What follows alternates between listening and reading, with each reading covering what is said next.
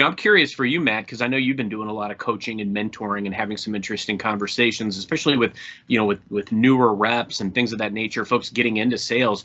What's resonating with them? Like what do you feel is the common theme of these conversations? Where are they struggling? Where are you really able to have a profound impact? So I think the product knowledge, Carson, is something that can be taught. I try to completely stay away from the product knowledge unless someone specifically asks me about a French fry or a hamburger. That can be taught. I trained a guy a couple weeks ago, and I gave him a book, and I said, I want you to read this. And he kind of looked at me. I'm like, just read it. I promise you'll like it. And I said, if you take anything away from this conversation and this training session today, people buy from people first and foremost. That's it. And he goes, well, what sets your company apart from any other distributor? And I go, you're looking at them. Look in the mirror. Yes. Look in the mirror. He's like, what's the advantage of doing business with your company? And not enough. I go, you are the advantage. Whatever you can do to get better on a daily basis, that is your duty to do that and be a steward of this company. And I also tell them, going back to learning about other people and people moving, you need to treat the janitor or the dishwasher like they're the CEO, because one day they might be. I've seen it a million times where a janitor or a dishwasher, the line cook doesn't come in and that guy's promoted that day. And then he stays there and then he gets promoted again. And guess what?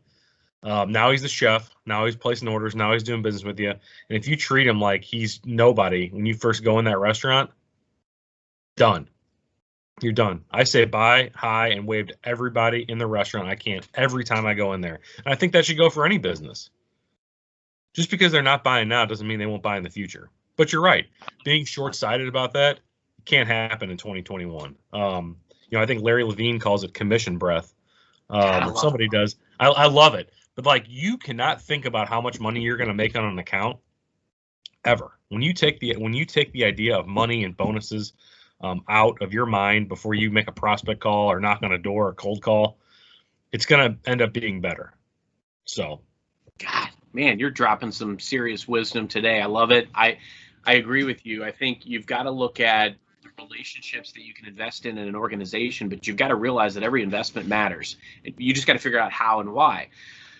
I'm thinking of organizations that I've recently, over the last couple of years, developed strong relationships with. And, I think a lot of sellers, they think about, oh, man, I got to get to the CEO, or I got to get to the CFO and or the COO. And they may try to do some outreach to those folks and they get shut out and they're like, okay, well, this account's dead to me.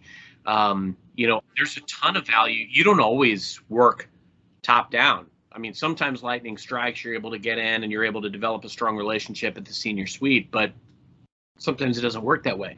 So I think it's important to realize that even some of the people that are the role players that are on the front lines getting stuff done, some of the, initial, like even first level, second level managers, everybody has their role and everybody has intel that's valuable, because knowledge is power. And I mean, understanding what's going on in the organization, what's working, what isn't, what are the priorities, what's the strategy of the organization, kind of keeping at the pulse of that is critical. I'm also a big lists guy. I build lists and I send communications.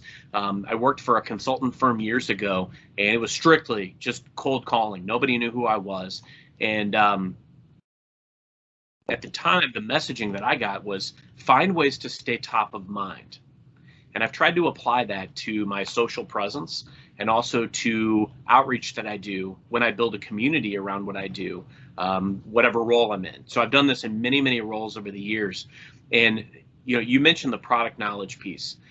You're right. Product knowledge can be, picked up. I mean, you can read about it, you can review it, you can, look at the white papers. There's a lot of ways you can learn the product knowledge. But what's really valuable is when you're able to create relationships, learn by doing, and have an understanding that there's a lot of different ways that you can add value for clients, but the biggest one is trying to go to them differently and with the outlook of how can we actually collaborate. And I've won because I've been responsive, because clients always knew that I would advocate for them, and that I also understood all the parameters and resources in my role.